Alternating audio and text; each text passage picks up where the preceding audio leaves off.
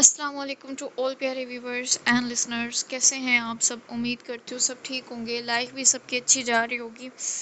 اچھا جی، سب سے پہلے تو مجھے یہ بتائیں کہ جو سبسکرائبرز کا ٹارگیٹ ہے اور یہ اتنا سلو پورا کیوں ہوتا ہے؟ سائلنٹ ریڈرز رسپانس کیا کریں بھائی، رائٹر کی ایفرٹس لگ رہی ہوتی ہیں آپ لوگوں کو ایک ایپیسوڈ دینے کے پیچھے، اور اتنے گھنٹے جو مسلسل بیٹھ کے ہم لوگ لکھتے ہیں، سیریسلی کمر میں درد رہنے لگا ہے۔ اب میں اس چیز تک کی میڈیسن لینے لگی ہوں۔ سو اتنے ایفرٹس کے بعد ایک ایپیسوڈ آپ لوگوں کو ملتی ہے، تو اتنا سا رسپانس تو میرے خیال سے میں کیا ہر رائٹر ڈیزرو کرتی ہے جو اتنی کوششوں کے بعد آپ لوگوں کو ایپیسوڈ دے رہے ہوتے ہیں، ٹھیک ہے۔ دوسری بات، تو آپ لوگوں کو پتہ ہے کہ ہر کہانی میں ماضی ہوتا ہی ہوتا ہے، ٹھیک ہے۔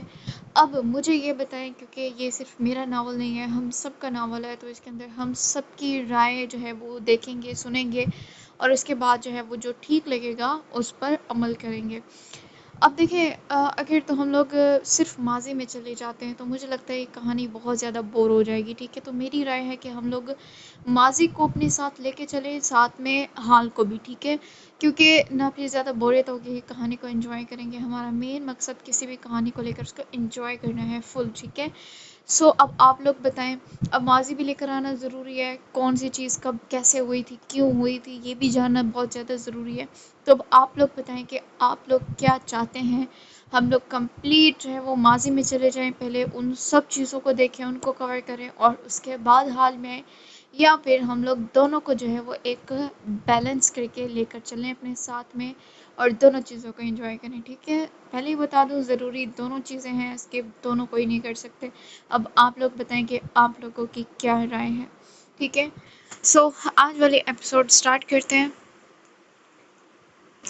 برلاس آنکھیں پھاڑے زحال کو دیکھنے لگا، جیسے پوچھنا چاہتا ہو، میں میں لکھ رہا ہوں۔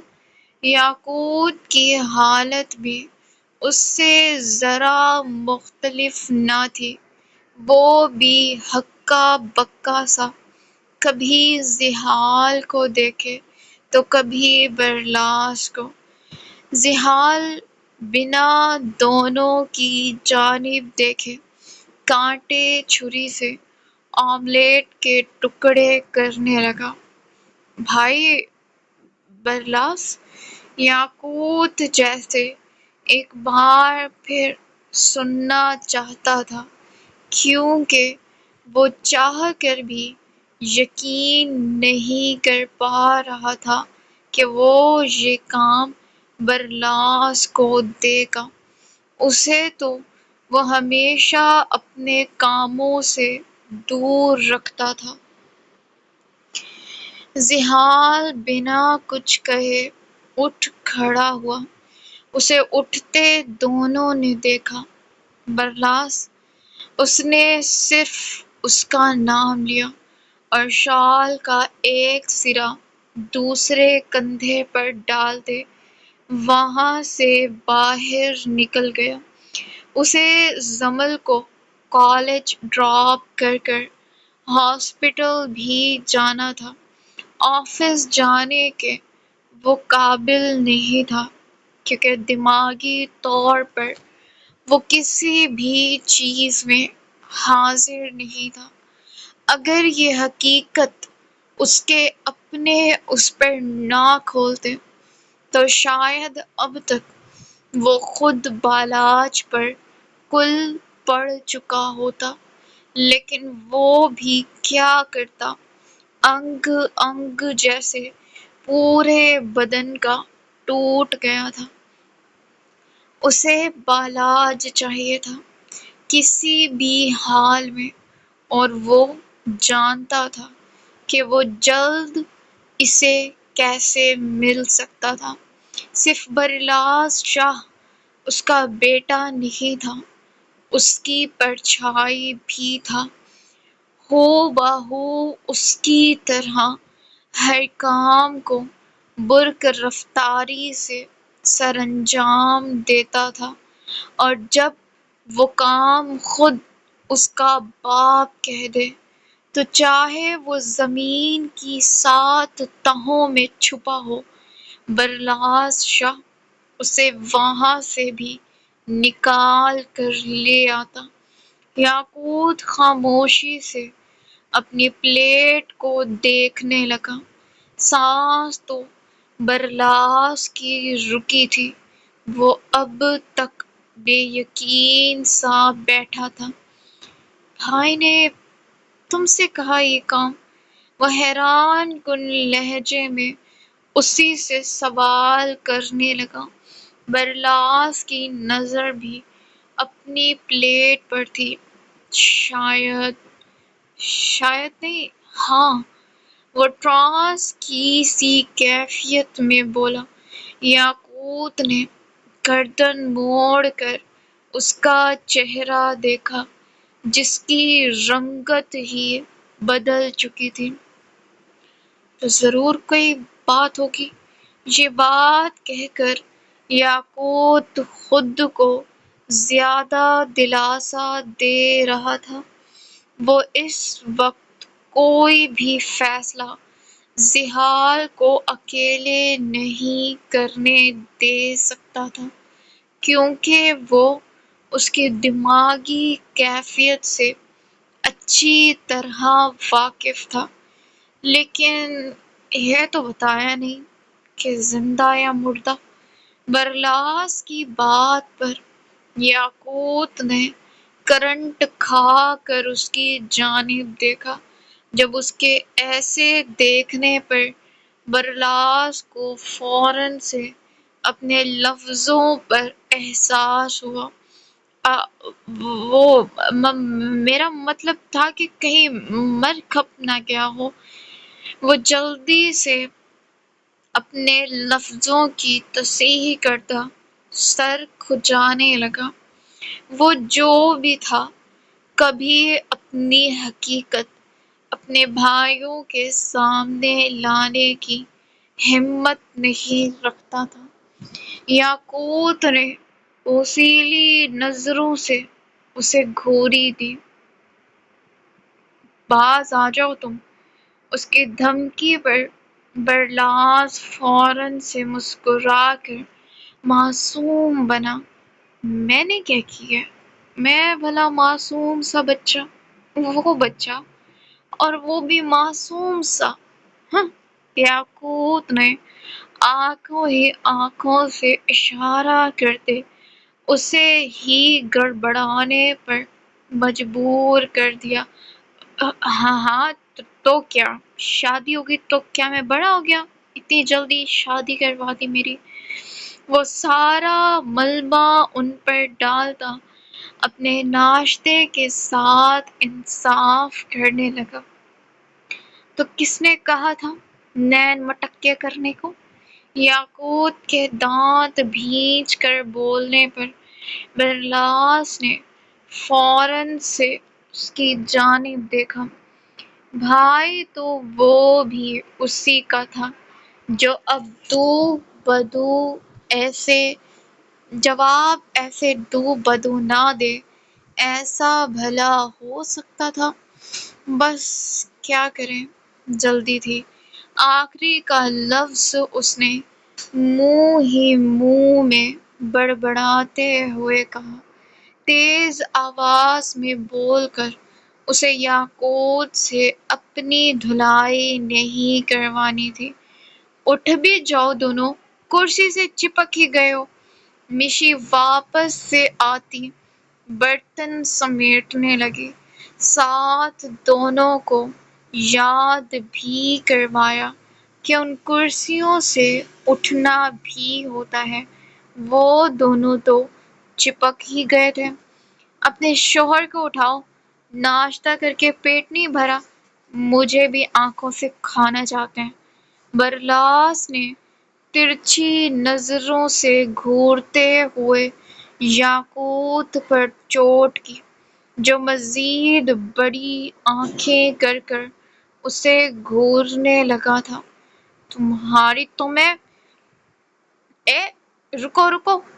یاقوت برلاس کی جانب ہاتھ کا مکہ بنا کر لے جانے ہی لگا تھا جب مشی نے فوراً سے چیخ کر اسے روکا۔ برلاس اپنے بچاؤ کے لیے چہرہ ہاتھوں میں چھپا کر تھوڑا تھوڑا اسے دیکھنے لگا۔ خبردار جو میرے بھائی کو ہاتھ لگایا، ہٹو پیچھے۔ وہ فل بڑی بہن کی فارم میں آتی یاقوت کو ہی آنکھیں دکھانے لگی۔ یاقوت نے دانت بھینچ کر ان بہن بھائیوں کو دیکھا۔ برلاس تو آبرو مٹکاتے اسے چھیڑ رہا تھا، جیسے کہہ رہا ہو، آئیں نا اب مار کے دکھائیں، ڈرپوک، بیوی سے ڈر کے۔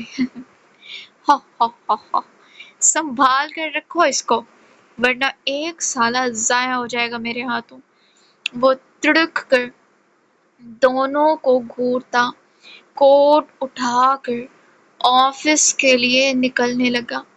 ہاں ہاں جائیں جائیں، دیکھ لیں مشی آپی، یہ اتنا تیار ہو کر آفس کی لڑکیوں کو پٹاتے ہیں، 3 4 نے تو اپنے بچوں کے نام تک سوچ لیے۔ اس نے پیچھے جاتے ہوئے یاقوت کو دیکھ خاصا بلند آواز میں محلے کی آنٹی کا کردار ادا کیا۔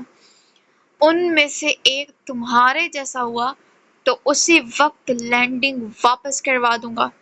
یاقوت دو بدو جواب دیتے ولا کی دہلیز عبور کر گیا۔ پیچھے سے برلاس کا زوردار قہقہ پاشا ولا میں گونجتا۔ یہاں کی در و دیوار میں جان سی بھر گیا۔ مرچی تھوڑی کم کھلایا کرو ان کو، ہر وقت آگ نکالتے ہیں منہ سے۔ وہ ٹکڑا لگانے سے اب بھی باز نہیں آیا تھا۔ مشی ہنس کر اس کے سر پر ہلکی سی چپت لگاتی باقی کے برتن سمیٹنے لگی۔ برلاس شاہ کی عمر 24 کے قریب پہنچ چکی تھی، لیکن اس کی حرکتیں زامل کی حرکتوں کو بری طرح سے مات دیتی تھیں۔ اس کا پہناوا تینوں بھائیوں سے الگ تھا۔ وہ 3 پیس سوٹ کبھی نہیں پہنتا تھا۔ اس کی پینٹ شرٹس ہر کلر میں ہوتی تھیں اور سب کی سب زیادہ تر گول گلے اور ہاف سلیوز والی، جس میں سے وہ اپنے پھولے ہوئے ٹھوس پرکشش بائسیپس سارا دن اپنے بھائیوں کو دکھا دکھا کر ان کے دماغ کی دہی کرتا رہتا کہ دیکھو میری باڈی۔ اس کے ماتھے پر بال ہر وقت پرکشش انداز میں بکھرے رہتے تھے، جن کو جتنا مرضی پاؤڈر، اسپرے یا جیل سے وہ پیچھے لے کر جائیں، لیکن آنا انہوں نے اس کے ماتھے پر ہی ہوتا تھا، جس سے وہ اور بھی زیادہ ڈیشنگ اور چارمنگ لگتا تھا۔ نین نقش شاید اس کے ماں باپ میں سے کسی پر تھے، لیکن جتنا وہ جنونی سحال کے لیے تھا، لوگ زبردستی برلاس شاہ کے نین نقوش میں سے زحال کو ڈھونڈ لیتے تھے۔ وہ کرسی پر بیٹھا اپنے لیے ایگ جوس بنا رہا تھا جب عائرہ پیچھے سے آ کر ٹیبل صاف کرنے لگی۔ برلاس نے نہیں دیکھا کون ہے، صرف یہ پتا تھا کہ کوئی آیا ہے۔ اس نے ایک انڈا توڑ کر ٹیبل پر کچرا پھینکا، جسے عائرہ خاموشی سے اٹھا کر ٹرے میں رکھ گئی۔ برلاس نے اپنی ہنسی روکتے پھر سے دوسرا انڈا توڑ کر وہ کچرا بھی وہیں ٹیبل پر رکھ دیا۔ آئرہ نے گھور کر اسے دیکھا۔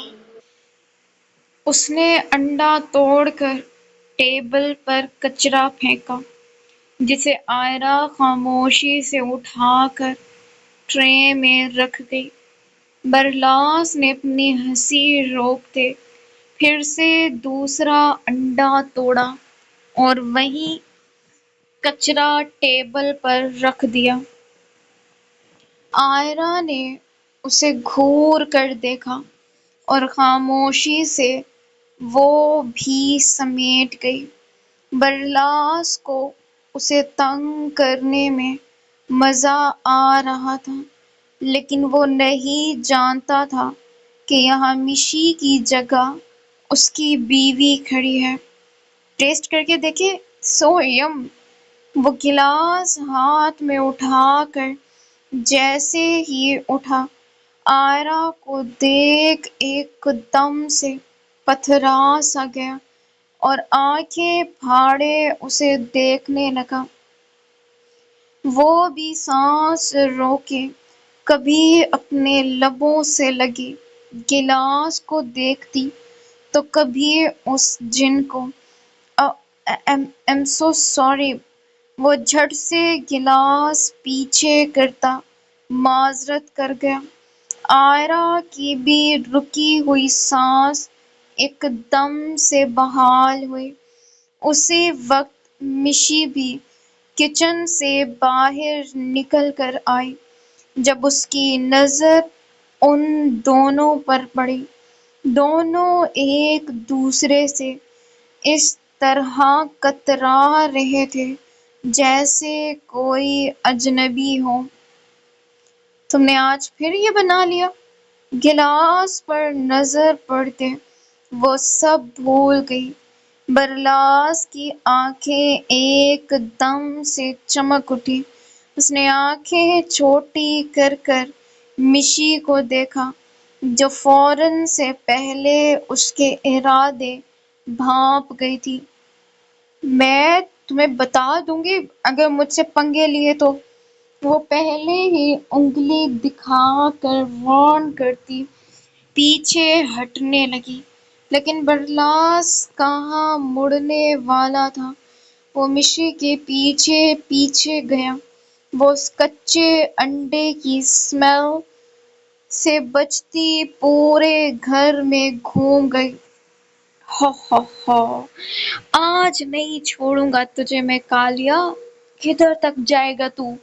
وہ گلاس اوپر کیے متوازن رفتار میں مشی کے پیچھے پیچھے بھاگ رہا تھا، اتنا کہ وہ زیادہ تیز نہ بھاگے۔ زامل، زالے اور عبدالباری بھی ان کو پکڑم پکڑائی کھیلتے دیکھ خوشی سے چیختے ہوئے ان کے ساتھ شامل ہو گئے۔ تا تھیش می، تا کیچ می۔ زامل اس کو اپنے پیچھے لگاتا اپنے چھوٹے چھوٹے پیروں کی سپیڈ بڑھاتا آگے بھاگ گیا۔ زالے زیادہ تر بھاگتی بھاگتی اپنے سانس چڑھا گئی تھی۔ آئرہ وہیں کھڑی ان سب کو کھیلتے ہوئے دیکھنے لگی۔ سب کتنے خوش تھے، زندگی سے بھرپور، سب کی مسکراہٹیں تھیں، لیکن وہ نہیں ہنسی، پتہ نہیں کیوں۔ ہاسپٹل آتے وہ سیدھا گل کے پاس گیا تھا، جو پہلے سے جاگ رہی تھی۔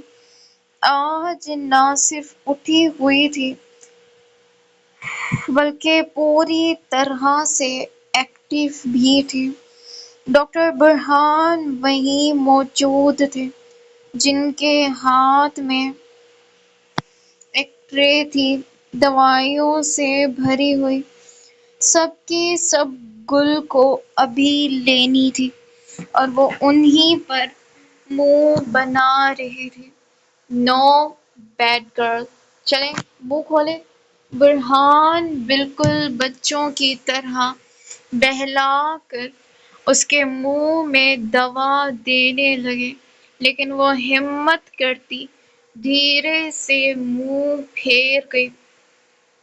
زرتشم، جب تک آپ ٹھیک سے دوا نہیں لیں گی ٹھیک کیسے ہوں گی؟ پلیز لے لیں، وہ التجائیہ انداز میں بولتے، پھر سے ہاتھ اس کے منہ کی جانب لے گئے، لیکن وہ بس ضد تھی، وہ بھی کیا کرتی، دوائیں لے لے کر وہ اک چکی تھی۔ تبھی اس کی نظر دروازے پر کھڑے زحال پر پڑی۔ نہ جانے وہ کب سے وہاں کھڑا یہ دیکھ رہا تھا۔ اسے دیکھتے ایک انرجی بھری مسکراہٹ گل کے لبوں پر بکھر گئی۔ اسے مسکراتے دیکھ ڈاکٹر برہان نے بھی اس جانب دیکھا۔ جب زحال کو دیکھتے وہ ایک دم سے سیدھے ہو گئے۔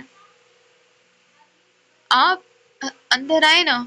زحال گہری سانس خود میں بھرتے اندر آیا اور دھیرے سے گل کے پاس بیڈ پر بیٹھ کر اسے دیکھنے لگا۔ اسے دیکھتے ہی گل کی آنکھوں میں چمک سی اتر آتی تھی۔ زحال نے ایک نظر اسے دیکھا اور پھر ڈاکٹر برہان کے ہاتھ سے وہ ٹرے لے کر اپنی گود میں رکھ لی۔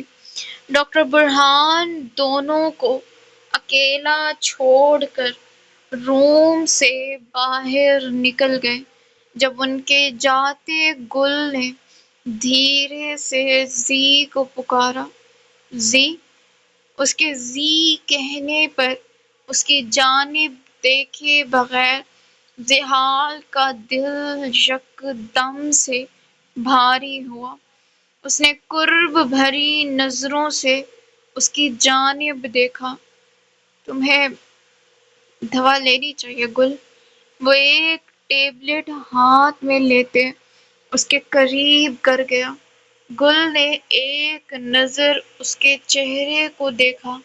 اس کی آنکھوں کے گرد ہوئے سیاہ حلقے اس کا دل مٹھی میں لے گئے تھے۔ تمہیں ٹھیک ہونا چاہیے اپنے، وہ بولتے بولتے سانس لینے کے لیے رکا، جیسے زبردستی ان آنسوؤں کو پی جانا چاہتا ہو۔ اپنے زی کے لیے۔ اس کی آواز بے اختیار نم ہو گئی۔ گل اسے دیکھتی رہی۔ وہ بول نہیں پا رہی تھی، لیکن اپنے زی کو ایسے بکھرے دیکھ وہ اندر سے بے چین ہو اٹھی تھی۔ وہ کیسے اور کن لفظوں میں اسے کہتا کہ ٹھیک ہو جاؤ گل، تمہارے زی کو تمہاری ضرورت ہے، اس کا کوئی نہیں رہا، اس کے سب اپنے اسے دگا دے گئے، وہی ٹھیک ہو کر اسے دلاسا دے دے کہ وہ اس کی ہے، اس کی بہن، جس نے اپنے زی کو نہیں توڑا، اس کے ساتھ کوئی ناانصافی نہیں کی۔ گل نے خاموشی سے اس کے ہاتھ سے ساری دوائیں لے لی اور پھر بھی اسے دیکھتی رہی۔ جب زحال نے اس کے سر پر ہاتھ رکھا، ایک شفقت بھرا ہاتھ جس میں دنیا بھر کی اپنائیت تھی، جنون تھا اور نہ جانے کیا کیا، آج سے تمہارا ہر رشتہ صرف میں ہوں۔ اس کے الفاظ پراسرار تھے۔ گل کی آنکھوں میں بے اختیار نمی اتر آئی۔ کتنے سالوں بعد کسی نے اسے یہ کہا تھا۔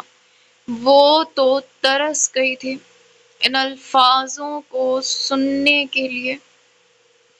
تم میری کل کائنات ہو گل، تم بھی خود کا خیال نہیں رکھو گی تو تمہارا عزیز تنہا ہو جائے گا۔ اس کی آواز یکدم بھیگ سی گئی۔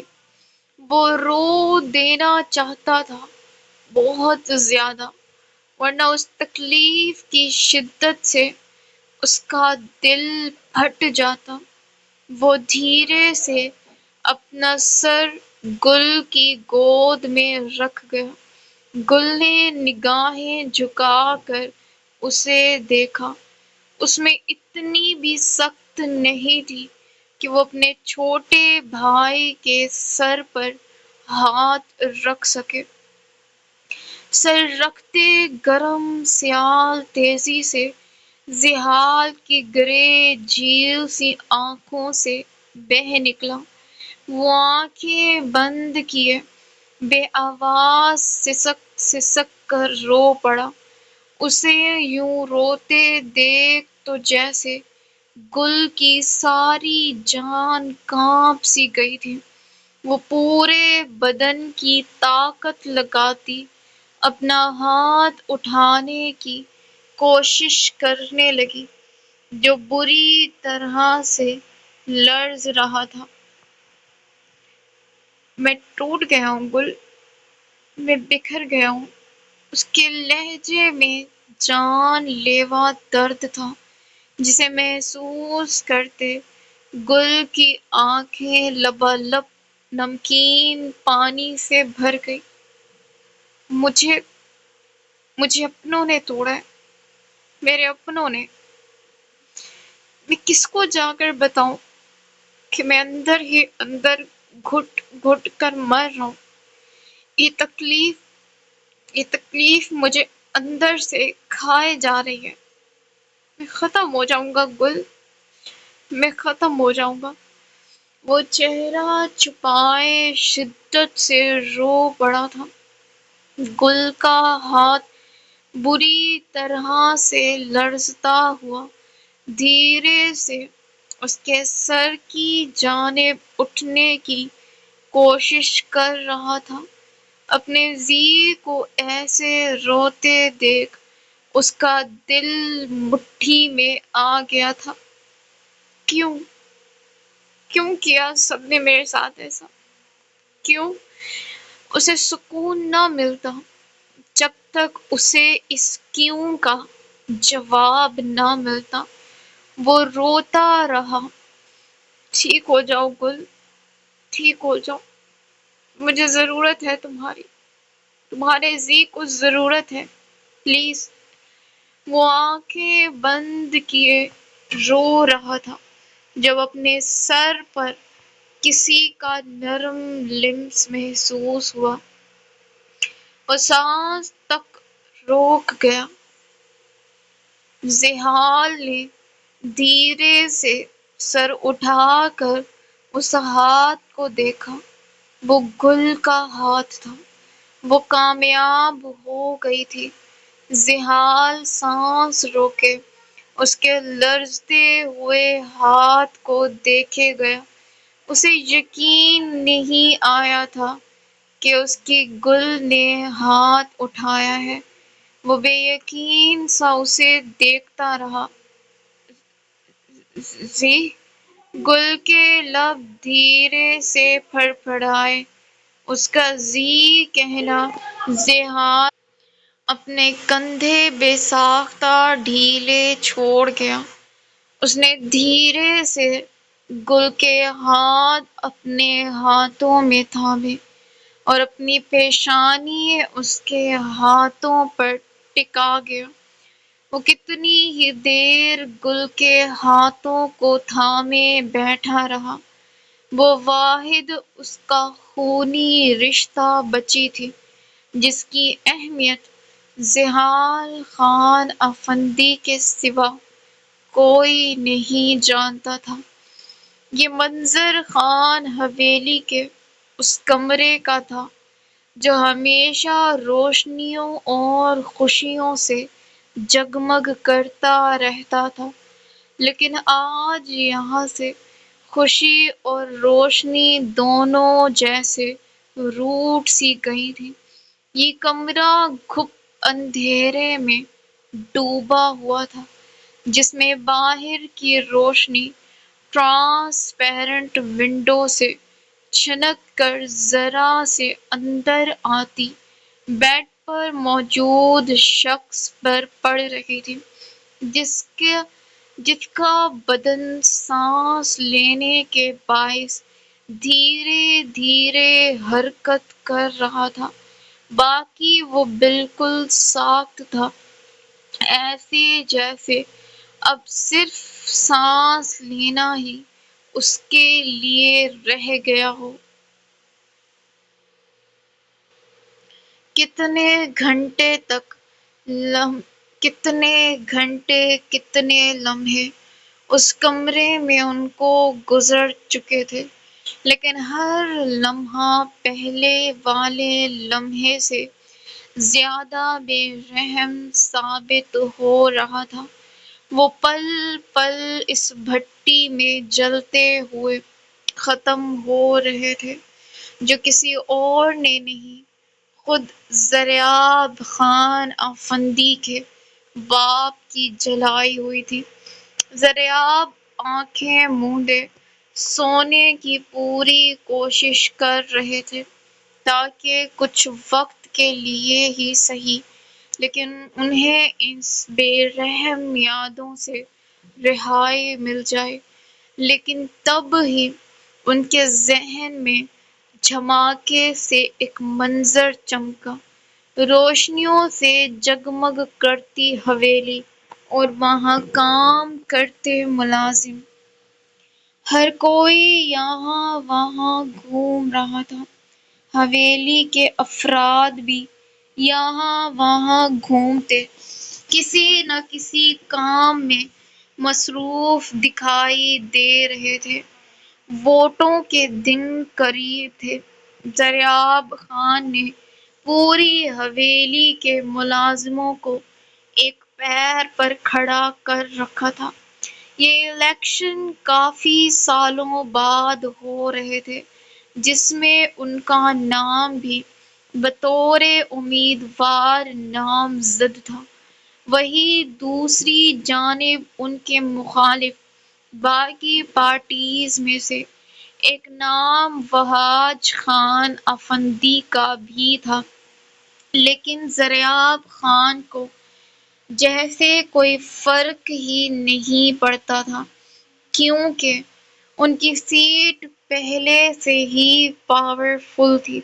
ہر کوئی جانتا تھا زریاب خان افندی کو مات دینے والا خود منہ کے بل گر جائے گا، اور یہی ہونا تھا۔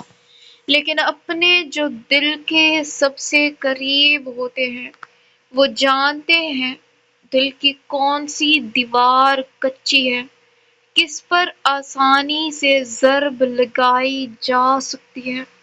وہاج خان نے بھی وہی ضرب ان دنوں لگائی تھی۔ وہ پریس کانفرنس سے خوشی خوشی سے سیدھا گھر واپس آئے تھے، جب ان کی نظر سامنے مردان خانے میں بیٹھے لوگوں پر پڑی۔ نوشیروان صاحب کے چہرے کی رنگت زرد تھی، جبکہ وہاج خان غصے سے بھرے بیٹھے تھے۔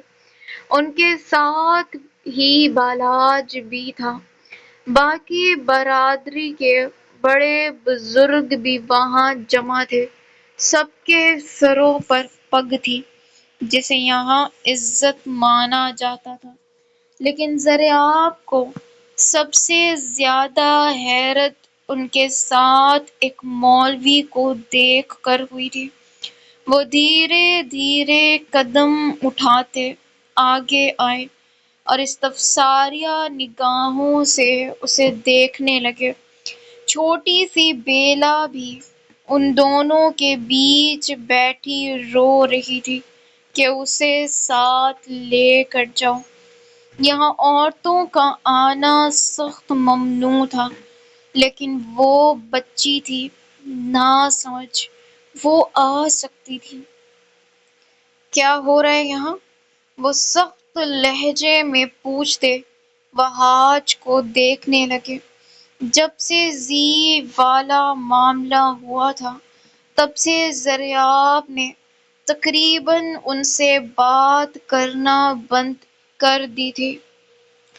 زری زری دیکھو نا، اپنے بابا کو دیکھو، یہ کیا کر رہے ہیں؟ مورے روتی ہوئی ان کا بازو تھام گئی۔ ان کو یہاں دیکھ نوشیروان صاحب نے سخت غصیلی نظروں سے انہیں دیکھا۔ کیا کر رہے ہیں مورے؟ آپ رو کیوں رہے ہیں؟ ہم کو بتاؤ۔ وہ اپنی ماں کے آنسو صاف کرتے نہایت محبت سے پوچھنے لگے۔ وہ اپنی ماں پر چاہ کر بھی سختی نہیں کر سکتے تھے، تب ہی نرمی سے پوچھتے ہوئے سب سے الگ لے گئے اور انہیں وہاں چھوڑ کر واپس آئے۔ بتاتا ہے۔ اس سے پہلے نوشیروان صاحب کچھ بولتے وہاج بول پڑے۔ زریاب نے کڑی نظروں سے وہاج خان کو دیکھا۔ تم ہمارا باپ نہیں ہے تو واپس اپنی جگہ بیٹھو۔ ان کا تڑک کر جواب دینا گویا وہاج خان کو اندر تک سلگا گیا تھا۔ بابا، یہ ادھر کیوں آیا ہے؟ وہ براہ راست اپنے بابا سے مخاطب تھے۔ یہ چاہتا ہے۔ ان کی بوجھل سی آواز لاؤنج میں گونجی۔ نے بیلا کا نکاح جیسے زی سے کیا ہے ویسے بدلے میں گل کو بالاج کے نکاح میں دے دے۔ ان کی بات پر زریاب کی آنکھیں بے ساختہ پھیلیں۔ انہوں نے اشتعال انگیز نگاہوں سے ان دونوں بھائیوں کی جانب دیکھا۔ یہ الفاظ ان کی رگوں میں دوڑتے خون کو جوش مارنے پر مجبور کر گئے تھے۔ اب گولی مار دے گا اگر یہ بکواس کی بھی تو۔ وہ گل ہے، ہمارا بہن، اس کے بارے میں اپنی غلیظ سوچ میں بھی یہ نہ لانا۔ وہ لفظ چباتے ہوئے جیسے آپے سے باہر ہو رہے تھے۔ ٹھنڈ رکھو زری، وہ غلط نہیں ہے، یہ اصول ہے، ادھر غلط ہے۔ زی نے ان سب میں پہل کی تھی۔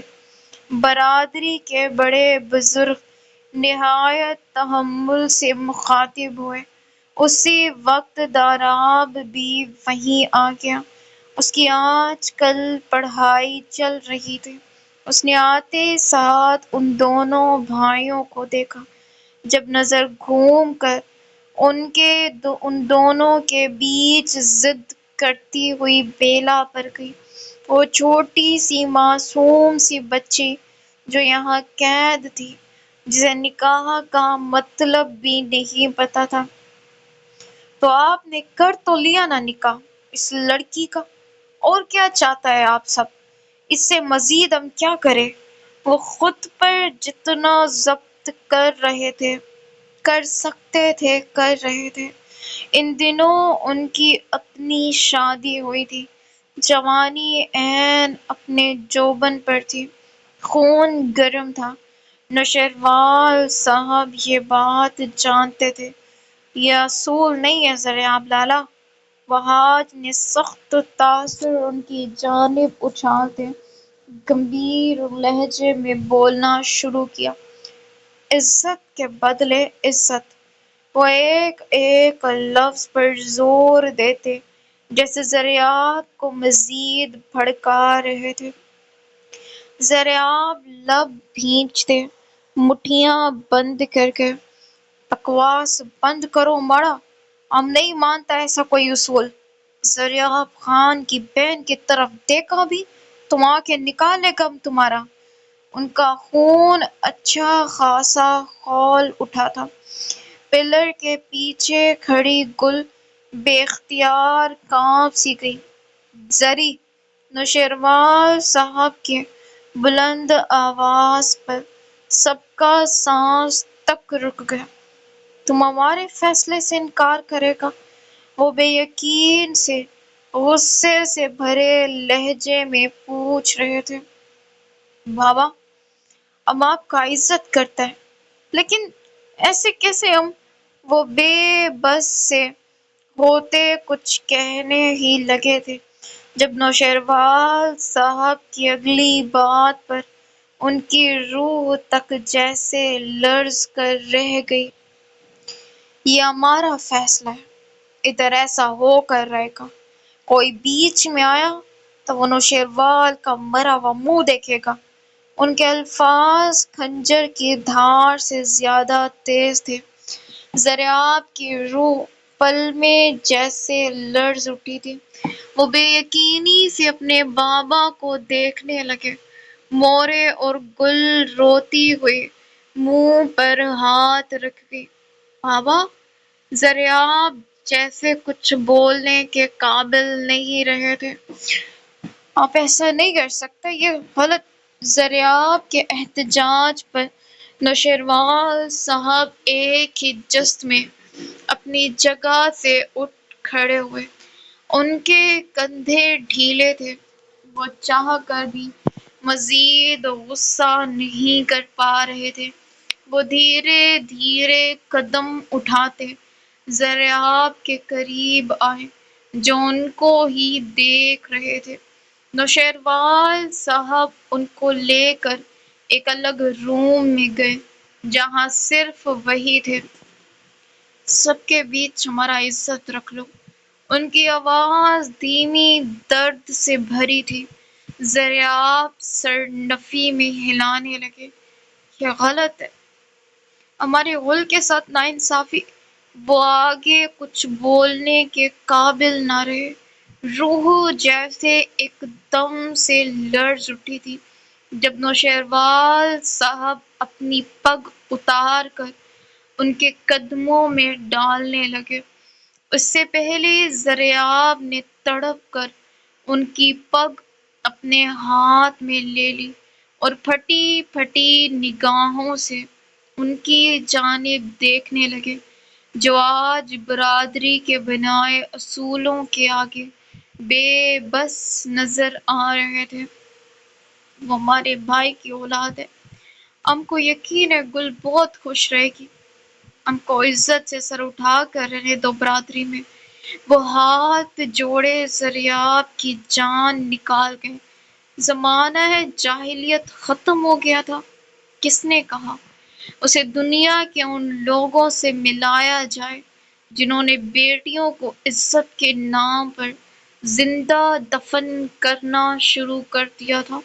وہاں تو شاید ایک دفعہ میں سانس نکل جاتی تھی، لیکن یہاں تو پل پل لڑکیاں اذیت کی موت مرتی تھیں۔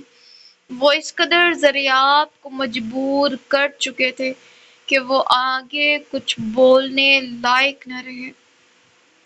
موجودہ وقت، کاش وہ اس وقت اس پگ کے لحاظ کو بھول جاتے۔ کاش ضریاب خان کی جان نکال رہا تھا۔ کاش وہ کچھ وقت کے لیے برادری کے اصولوں کو بھول جاتے تو آج ان کی گل بھی زندہ ہوتی اور بھائی بھی واپس مل چکا ہوتا، سب ٹھیک ہو چکا ہوتا۔ لیکن وقت رہتے ایسے زخم صرف بڑھتے تھے جن کو اسی وقت مرہم نہ دیا جائے۔ سو ویورس، یہ تھی آج کے ایپیسوڈ۔ امید کرتی ہوں آپ کو پسند آئی ہوگی۔ ٹارگیٹ کمپلیٹ کر رہے نیکسٹ ایپیسوڈ اسے پر آیا کرے گی اور اب سے پرومو بھی یوٹیوب پر ہی شیئر کیا جایا کرے گا۔ ٹیک کیئر، اللہ حافظ۔